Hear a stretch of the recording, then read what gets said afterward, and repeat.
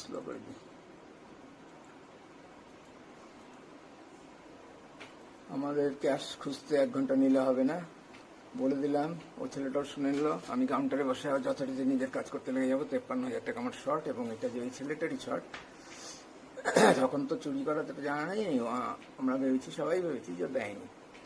এরপরে ডিটেক্ট হওয়ার পর ওকে ফোন করা হবে, এবং হামেশাই হয় যে ক্যাশ জমা দিতে আসে, সে ভুল করে না দিয়ে চলে যায়, অথবা আমরা ভুল করে চাই না এবং সে চলে যায়। তখন ফোন করলেই সঙ্গে সঙ্গে চেক করে দেখে যে হ্যাঁ আছে, টাকাটা দেয়নি, এসে দিয়ে যায়।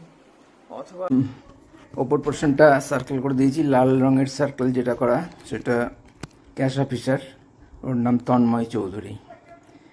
মাঝখানে আছে হলুদ সার্কেল যাকে করে দেওয়া আছে, সে হচ্ছে হাউসকিপিং কর্মী, হাউসকিপিং স্টাফ,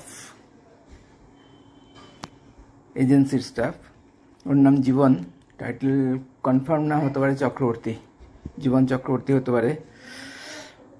ও ক্যাশ শর্ট শুনে আমি যখন ঘুরে এসে ভিতরে আসলাম এবং জোরে বললাম যে ক্যাশ শর্ট, এবং ছেলেটা পালিয়ে গেছে, ওকে পাওয়া গেল না, যাকে ধরতে গেছিলাম। তখন ও আসলো, এসে দেখিয়ে দেবো আবার আসুক। ও এসে ভাউচারটা দেখলো, ভাউচারটা দেখে ও চিনতে পারলো কাস্টমারের নাম দেখে যে এটাই ক্যাশক্রেডিট কাস্টমার বিষ্ণু ঘোষ, এই বলেছিল। ও আইডেন্টিফাই করতে পেরেছিল। আর যে গোলাপি শার্ট পরে যেটা নীল সার্কেল দেওয়া, সেটার নাম মনোজ কুমার। ও অন্য ওই বোর্ডের ক্যাশিয়ার, যে মেশিনে কাউন্ট করে, যে ক্যাশটা নিয়ে গেছিল ভিতরে।